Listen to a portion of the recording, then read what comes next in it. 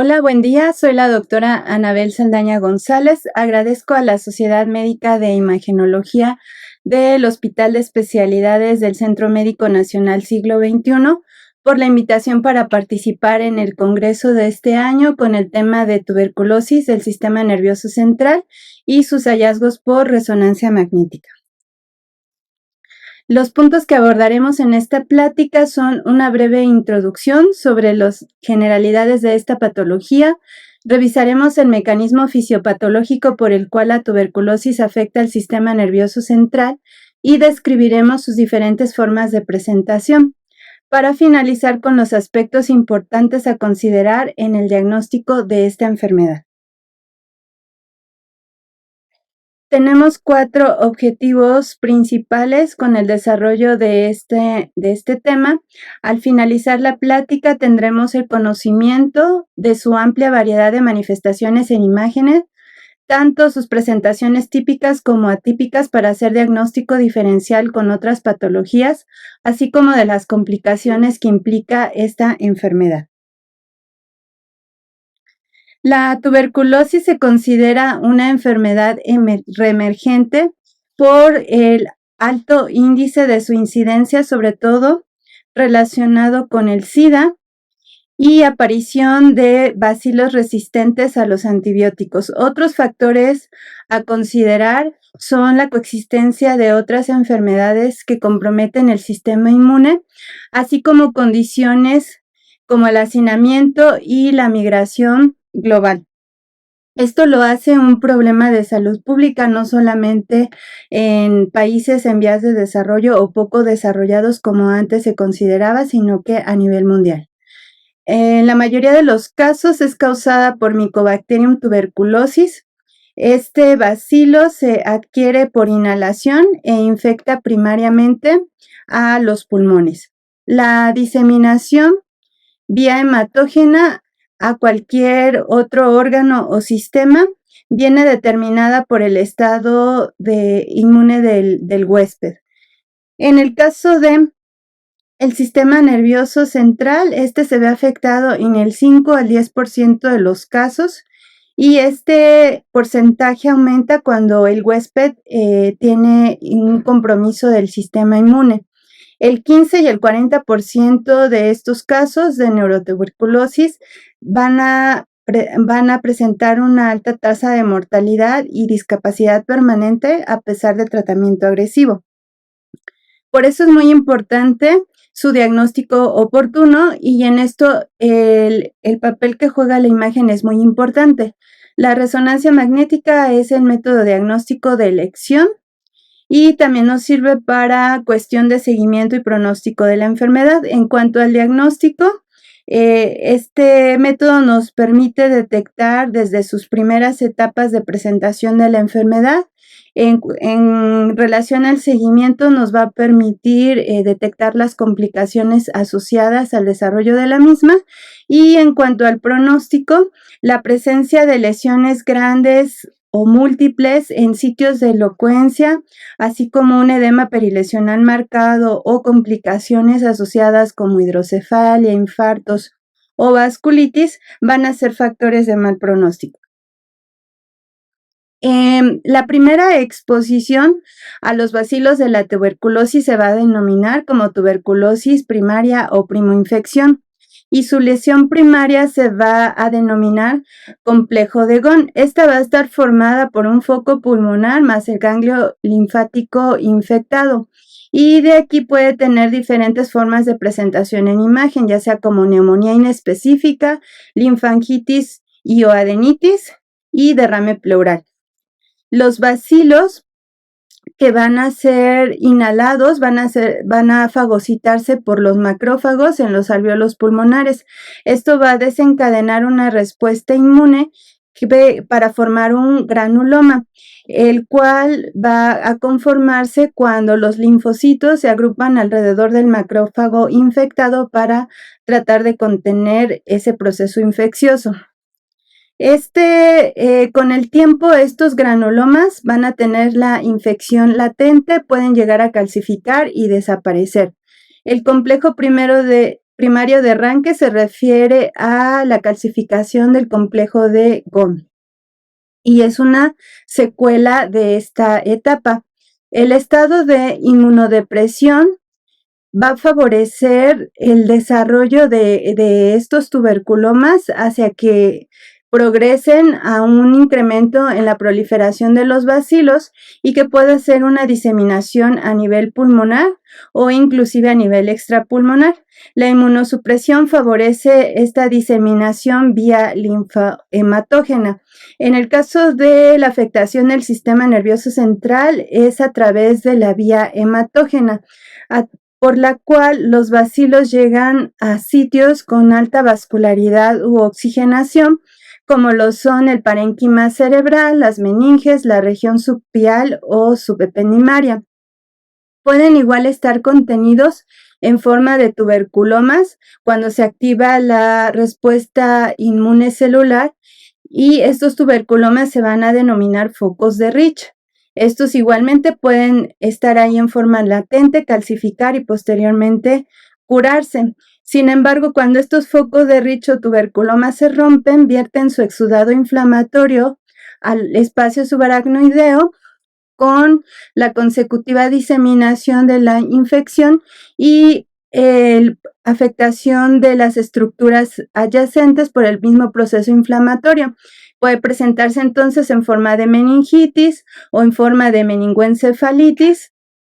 Y en el caso de nivel espinal es lo mismo, los tuberculomas se quedan en las regiones con alta vascularidad o bien puede diseminarse el proceso infeccioso por extensión directa a partir de otro foco de infección en el encéfalo o a nivel de la columna vertebral en forma de espondilitis tuberculosa. La tuberculosis del sistema nervioso central se va a subdividir en dos grandes grupos, la intracraneal y la espinal, dependiendo del sitio donde llegue, y cada una de estas se va a subdividir en diferentes formas de presentación, dependiendo de la estructura anatómica afectada. Sin embargo, hay que tomar en cuenta que hay otras formas atípicas de presentación en otros sitios que se agrupan dentro de las misceláneas. Nos vamos a abordar en esta plática los dos primeros. En la tuberculosis intracraneal, la manifestación más frecuente es meningitis tuberculosa. Esta se subdivide en leptomeningitis y paquimeningitis, dependiendo qué capa meningia se encuentre afectada. Y de estas, la más común es la leptomeningitis, que es más frecuente a nivel de las cisternas basales. La paquimeningitis es más rara y esta tiene la característica de tender a ser focal, a tener una forma o un aspecto en forma de placa y generalmente pues no se presenta, es muy infrecuente y de forma aislada es menos frecuente. En el caso de la leptomeningitis, como decíamos, es la más común y los exudados inflamatorios se van a acumular en las cisternas basales, principalmente en las perimesencefálicas, como la interpeduncular, la ambiens, la crural y la cuadrigémina, así como en las cisternas correspondientes a las arterias cerebrales medias, como se muestra aquí en la imagen. También puede haber presencia de exudados a nivel de la cisterna supracelular, en el receso infundibular del tercer ventrículo, en la unión pontomesencefálica, en la cisterna prepontina, prevulvar, en la cisterna vermiana superior y en la cara superior del cerebelo. La acumulación de estos exudados inflamatorios van a condicionar una dilatación ventricular por hidrocefalia secundaria. También los exudados se pueden presentar a nivel de las fisuras de Silvio y otros sitios menos comunes serían a lo largo de los surcos de la convexidad, de la región frontal y temporal, como se muestra en estas imágenes. Sin embargo, a diferencia de la meningitis piógena, en el caso de la meningitis tuberculosa es menos frecuente que tengan esta distribución. La apariencia de leptomeningitis en resonancia magnética es, como ya lo comentábamos anteriormente, como un reforzamiento anormal de las meninges, principalmente a nivel de las cisternas basales. Este patrón puede ser lineal y en las cisternas de la arteria cerebral media presentar un patrón unilaminar, bilaminar o trilaminar, pero eso es menos frecuente. En el caso de esta secuencia FLAIR con medio contraste, se hace más evidente este reforzamiento de las leptomeninges, que puede ser también un patrón más grueso y nodular. En los exudados en las imágenes T1 y FLAIR por precontraste pueden tener un incremento en su intensidad de señal debido al aumento de proteínas en los exudados inflamatorios, como en esta imagen. La obliteración de las cisternas por estos exudados puede expandirlos y obliterarlos en su totalidad o parcialmente y pues generar la hidrocefalia de tipo comunicante que ya habíamos mencionado. Otra forma menos frecuente de presentación sería la afectación del epéndimo del sistema ventricular por ruptura de los exudados dentro de este, y como en esta imagen se puede ver como un reforzamiento anormal y lineal del epéndimo del asta frontal del ventrículo izquierdo y del asta occipital del mismo lado. En caso de que se vea una afectación de los plexos coroideos, estos pueden presentar un mayor reforzamiento. La paquimeningitis es poco común, de forma aislada es muy infrecuente. Generalmente se puede presentar como una secuela de leptomeningitis aguda o crónica y el patrón de distribución pues puede ser difuso o focal en configuración de placa.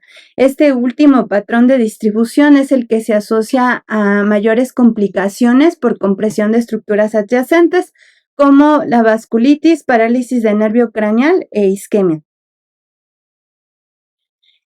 Este tipo de comportamiento por imagen de la paquimeningitis en resonancia magnética lo vamos a ver isointenso a la sustancia gris en el T1, hipointenso en el T2, con un reforzamiento moderado u ávido con el medio de contraste homogéneo y que es más evidente en las secuencias FLAIR postcontraste. Los sitios donde se presenta este patrón de afectación focal de la dura son el piso de la fosa craneal media hacia la convexidad, hacia seno cavernoso, inclusive también a nivel del tentorio. Cuando la paquimeningitis se presenta de forma aislada, su diagnóstico diferencial es muy amplio. Cuando es difuso, tenemos que tomar en cuenta como diagnóstico diferencial hipotensión intracraneal idiopática, antecedente quirúrgico del paciente o paquimeningitis hipertrófica idiopática. En el caso del patrón focal, con enfermedades granulomatosas por ese tipo de reforzamiento irregular y nodular, y con procesos neoplásicos como meningioma en placa, carcinomatosis dural o linfoma dural, ya que por imagen tienen una apariencia muy similar.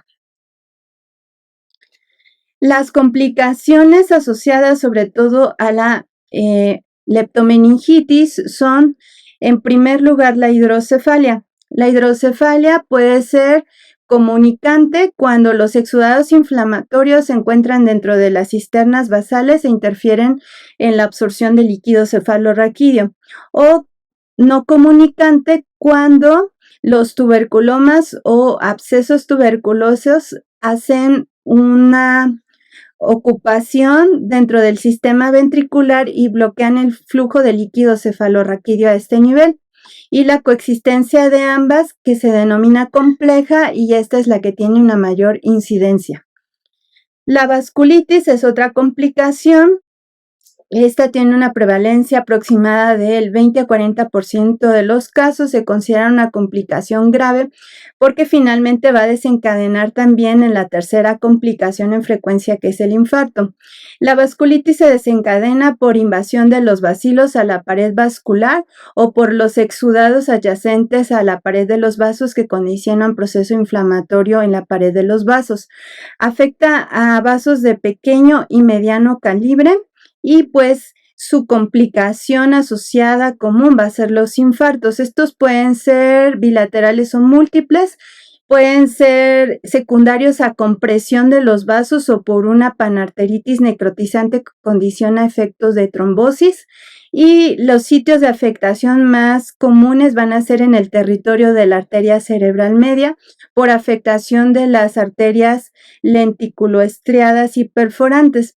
Este patrón de afectación se va a denominar zona medial de la tuberculosis y se va a encontrar principalmente afectando los ganglios de la base, la cápsula interna y los tálamos. Estas tres características son altamente sugestivas de neurotuberculosis: realce, meningio basal, hidrocefalia e infartos. Otra complicación también secundaria a las otras complicaciones ya mencionadas es la neuropatía intracraneal. Esta tiene una prevalencia similar a la vasculitis y por imagen se va a ver como un engrosamiento y reforzamiento anormal de la pared de los nervios craneales involucrados. En estas imágenes se ve afectación del quinto par craneal de forma bilateral, así como del 9 y 10º par craneal también de forma bilateral. En estas otras imágenes, ambos nervios ópticos se ven afectados. En este caso, tenemos un paciente con antecedente de VIH ya diagnosticado, al cual por su sintomatología aquí referida se le realiza un estudio de tomografía de tórax con ventana para pulmón. En esta tomografía se observa un patrón de afectación difuso bilateral por nódulos de pequeño tamaño. El de mayor tamaño se encuentra en el lóbulo superior derecho.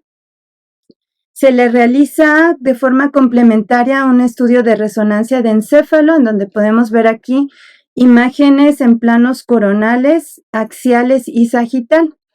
En estas imágenes en plano coronal destaca un cambio quirúrgico por trépano precoronal derecho para colocación de sonda de derivación, y adyacente a este cambio quirúrgico se observa un reforzamiento y engrosamiento anormal de la duramadre adyacente. Esto puede ser secundario al cambio quirúrgico o bien por el antecedente infeccioso de este paciente.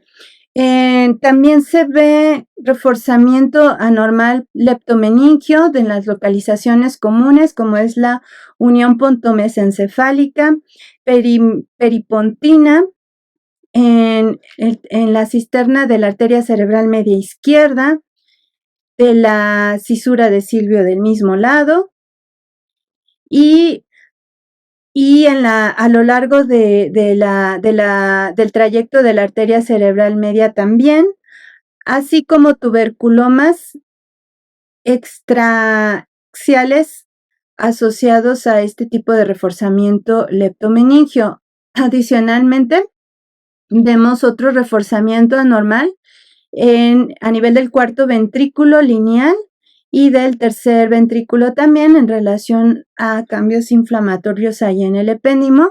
Y en las secuencias de difusión con su mapa de ADC se ven áreas de isquemia focales con distribución difusa a nivel de los ganglios de la base y de la cápsula externa izquierda. Todos estos hallazgos descritos nos llevan a concluir que son datos en relación con leptomeningitis tuberculosa y como complicaciones asociadas, hidrocefalia ya tratada con la sonda de derivación y eventos isquémicos en territorio de la arteria cerebral media bilateral, así como datos de ependimitis de tercer y cuarto ventrículo. El tuberculoma puede tener diferentes localizaciones, intraaxial o extraaxial. La localización más frecuente es la parenquimatosa. Esta localización va a tener predilección por su diseminación hematógena en la unión de la sustancia gris, sustancia blanca y a nivel de los ganglios de la base. En los niños va a ser más frecuente a nivel infratentorial y en los adultos a nivel supratentorial. También puede haber tuberculomas intraventriculares o a lo largo de las cisternas basales y acompañarse de un reforzamiento leptomeningio como se ve en esta imagen. Otros sitios más raros serían el seno cavernoso, el seno esfenoidal y a lo largo de los nervios ópticos. Los tuberculomas pueden ser únicos o múltiples y dentro de los múltiples pueden ser pequeños y tener un patrón miliar. Tienen un tamaño variable desde 1 milímetro hasta los 6 centímetros. A partir de los 4 centímetros se considera gigantes y de 2 a 5 milímetros se considera dentro del patrón miliar.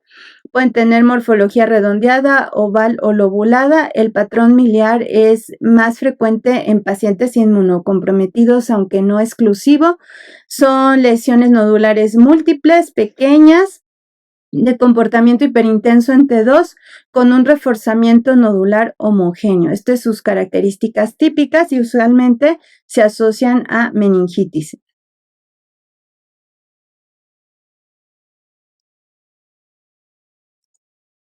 Los tuberculomas van a variar su apariencia dependiendo de la evolución de la etapa en la que se encuentren. Entonces tenemos que puede en las etapas iniciales haber tuberculomas no caseificantes, tuberculomas caseificantes que se subdividen en centro sólido y centro líquido y tuberculomas más maduros calcificados en un 25% de los casos y en etapas más tardías.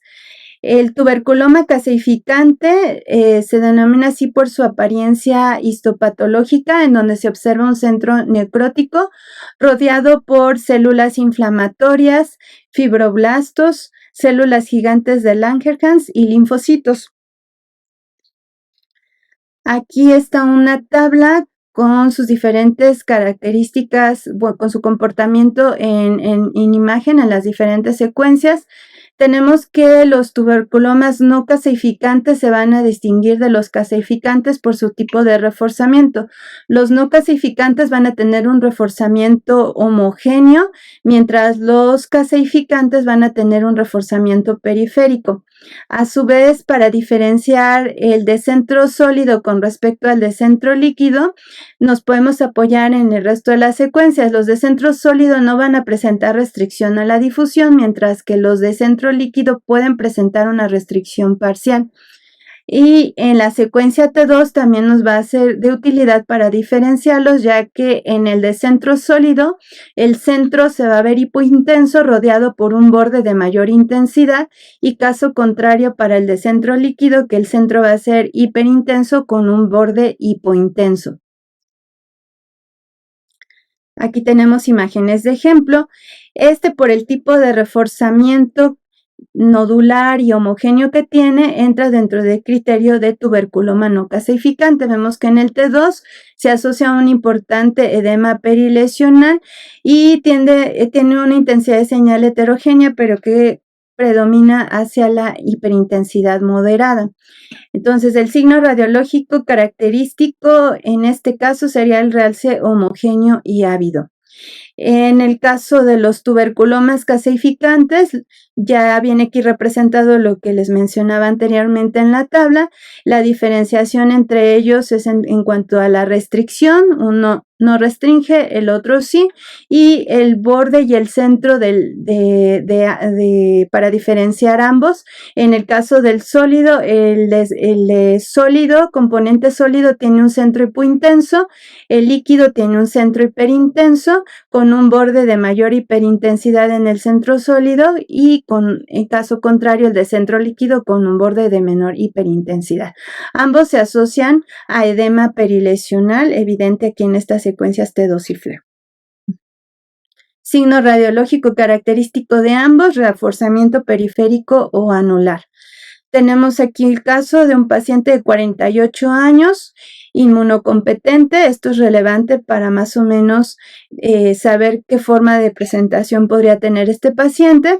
En el caso de los pacientes inmunocompetentes, la forma de presentación más frecuente es la en forma de tuberculoma, a diferencia de los inmunocomprometidos, que es en presentación de meningitis. Entonces, aquí tenemos una lesión nodular, occipital derecha, intraaxial, que tiene un comportamiento hipointenso en el T1, reforzamiento nodular en la secuencia contrastada, que tiene un comportamiento heterogéneo, con predominio hacia la hiperintensidad, no presenta restricción a la difusión, y por este tipo de reforzamiento podemos concluir que se trata de un tuberculoma no calcificante. En estas secuencias T2 y FLAIR se hace evidente el edema perilesional asociado. Acá tenemos otro ejemplo, igual es un paciente inmunocompetente. En este se observan varias lesiones intraaxiales agrupadas en la región frontal izquierda, las cuales en las secuencias T2 y FLAIR tienen un centro hipointenso rodeado por un borde fino de mayor intensidad de señal. Se asocian a edema vasogénico perilesional, no presentan restricción a la difusión y con el medio de contraste presentan reforzamiento periférico. Además, en esta secuencia T2 se ven los extremos distales de sondas de derivación dentro del sistema ventricular, en relación con que este paciente desarrolló como complicación hidrocefalia. Entonces, para concluir, estos tuberculomas estarían en relación con tuberculomas calcificantes con centro sólido. Este es otro caso de un masculino de 65 años que se le realiza este estudio de resonancia por la sintomatología que refiere aquí. Aquí es importante ver que en sus antecedentes menciona que es un paciente diabético, aparentemente mal controlado por los antecedentes quirúrgicos que ponemos aquí.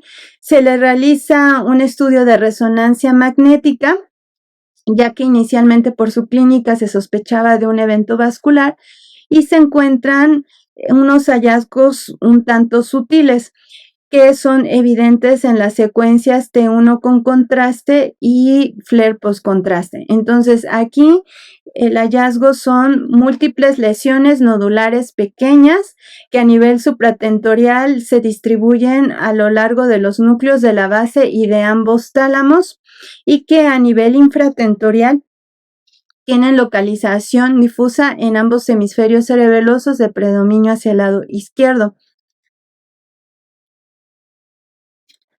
Aquí en este plano sagital también se observa otro pequeño tuberculoma a nivel de C2. Estos prácticamente en el resto de las secuencias no son visibles hasta las secuencias contrastadas. Tal vez aquí en la secuencia FLAIR post-contraste se ven unas pequeñas áreas con aumento en intensidad de señal, pero se hacen evidentes hasta las secuencias contrastadas. Otra herramienta útil para la evaluación de los tuberculomas en resonancia es la espectroscopía, ya que tienen un patrón característico en esta secuencia, en el que la elevación del pico de lípidos es muy característico de un tuberculoma. También puede haber elevación del pico de lactato, un ligero descenso en el pico de N-acetilaspartato y una ligera elevación en el pico de colina. La espectroscopía, además de las otras características en el resto de las secuencias, nos va a apoyar para hacer diagnóstico diferencial con otras patologías infecciosas y neoplásicas. En el caso de las infecciosas, las principales son con neurocisticercosis y abscesos piógenos o fúngicos de otras etiologías, en el cual vemos que en la neurocisticercosis va a haber la ausencia del pico lipídico, que es muy característico del tuberculoma. En el piógeno va a haber elevación de otros picos adicionales, al igual que en el fúngico, y en el caso de los procesos neoplásicos, esa diferencia entre el pico de colina elevado y del N-acetilaspartato va a ser más importante que en el caso del tuberculoma. Otra forma de presentación es la cerebritis.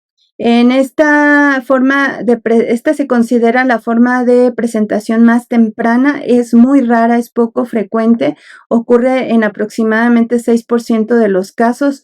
Puede ser focal, como se señala en esta imagen, o difusa.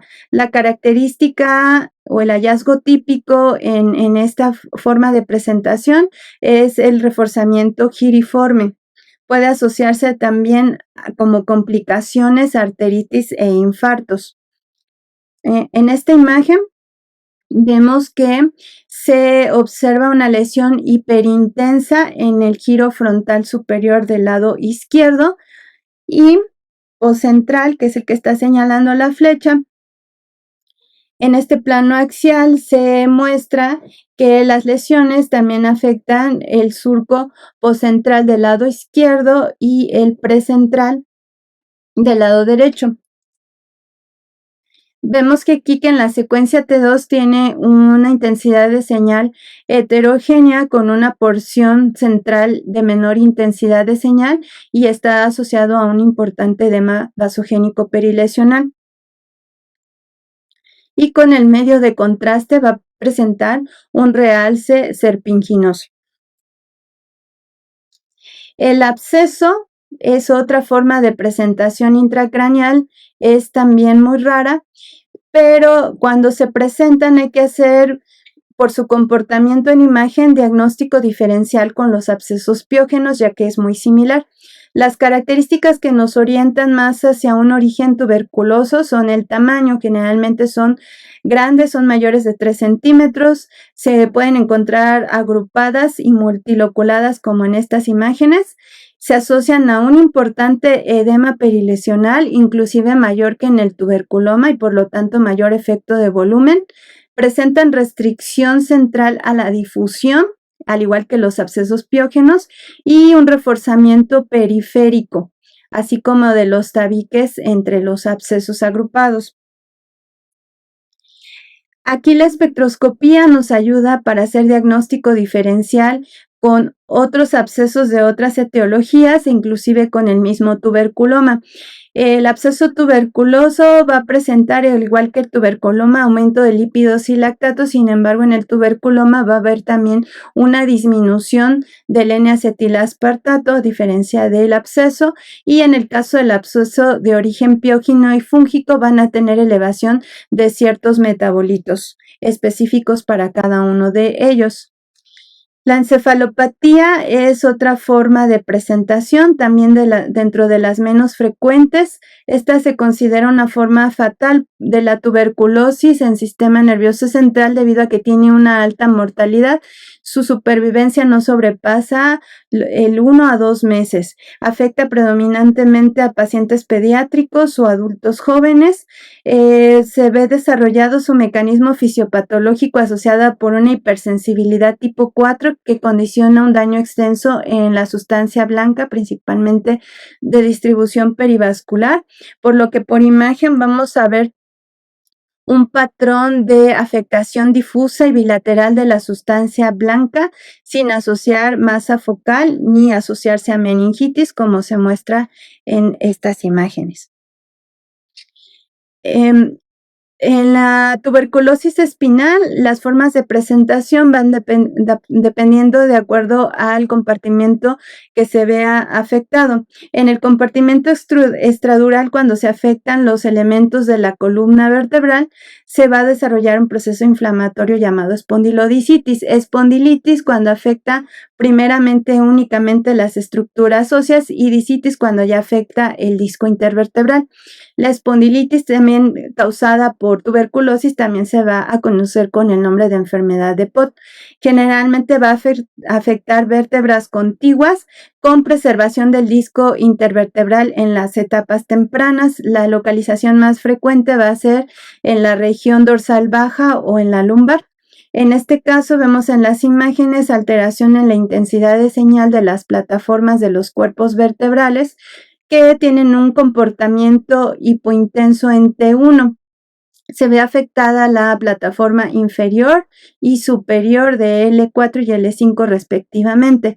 El disco intervertebral está aquí conservado. Conforme va progresando la enfermedad, el disco intervertebral se ve mayormente afectado, ya presentando cambios en su intensidad de señal y disminución en su altura. Y en etapas más tardías ya empieza a haber una diseminación subligamentaria del proceso infeccioso con formación incipiente de abscesos.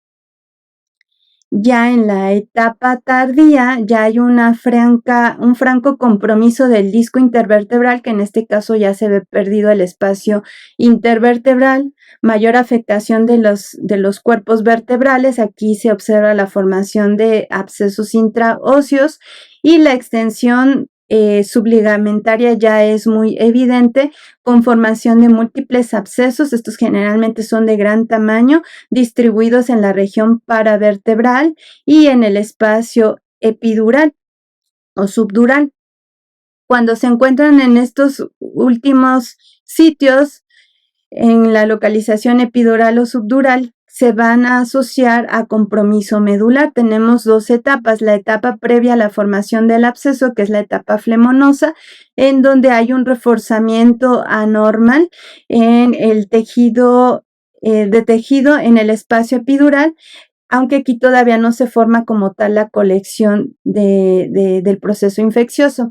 Ya en la etapa más tardía, que ya es cuando se identifica bien la cápsula de la colección, vemos que este absceso ya tiene un contenido hipointenso con un reforzamiento periférico caracterizado de los abscesos.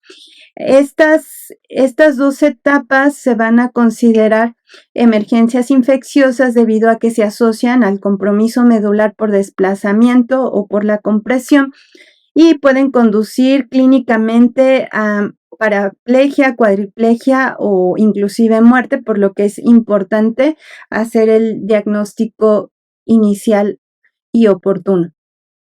Acá tenemos un caso de una paciente de 60 años con un antecedente importante. Tiene un antecedente patológico de cáncer de mama, tiene fiebre en estudio. Le realizan primeramente un estudio de tomografía. Aquí vemos un estudio de tomografía de abdomen, donde se alcanza a ver la región, parte de la columna lumbar. Tenemos imágenes con ventana ósea y ventana para tejidos blandos. Aquí en estas imágenes sagital y coronal en ventana ósea, el hallazgo característico es la pérdida de definición de la cortical de las vértebras de los cuerpos vertebrales de L4 y L5, con erosión y cambios osteolíticos y esclerosis reactiva de sus plataformas. Esto nos lleva aquí a ver en esta imagen axial que hay una destrucción del platillo con fragmentación del cuerpo vertebral. También aquí en la ventana para tejidos blandos se ve una área de comportamiento isointenso a los tejidos blandos que se ubica en la región paravertebral. Y vemos que hay un desplazamiento lateral del cuerpo vertebral de L4 sobre L5, y aparte vemos que hay un área hipodensa aquí en la topografía del músculo psoas del lado derecho. Se le realiza, bueno, y como hallazgo incidental, una calcificación, áreas de calcificación de miomas. Se le realiza como de forma complementaria el estudio de resonancia magnética, y en este se corrobora la afectación del psoas derecho, así como la afectación del psoas contralateral por colecciones heterogéneas de menor tamaño del lado izquierdo. Se ve que esa área isodensa, tejidos blandos en la región paravertebral, son colecciones que se encuentran en este espacio, varias colecciones agrupadas en este espacio de comportamiento hipointenso en T1, hiperintenso en T2, con una cápsula hipointensa, la cual refuerza con el medio de contraste. la pérdida del espacio intervertebral con colapso del disco, cambios en la morfología de los cuerpos vertebrales afectados con formación de jiba en su región dorsal, que esto es muy característico de tuberculosis, de espondilitis por tuberculosis. También se ve disminución en la amplitud del canal raquídeo a este nivel y desplazamiento posterior de las raíces de la cauda equina. Los abscesos paravertebrales se extienden hacia el neuroforamen del lado izquierdo con compromiso también de estructuras del arco posterior de este mismo lado con compromiso radicular emergente izquierdo. Entonces, todos estos hallazgos nos hacen emitir como conclusión que se trata de una espondilodicitis de L4, L5 con componente de afectación anterior con extensión a elementos de arco posterior, cuya etiología pues sospechosa es de origen infeccioso de tipo tuberculoso, con presencia de abscesos en ambos músculos psoas, asociado a datos que sugieren radiculopatía asociada y proceso inflamatorio infeccioso de los tejidos blandos adyacentes, así como cambios degenerativos de la columna. Hay que hacer diagnóstico diferencial con estos cambios que se puedan deber a algo neoplásico porque tiene antecedente de cáncer de mama. Sin embargo, las metástasis en columna generalmente no se asocian a afectación del disco intervertebral ni al resto de los hallazgos mencionados.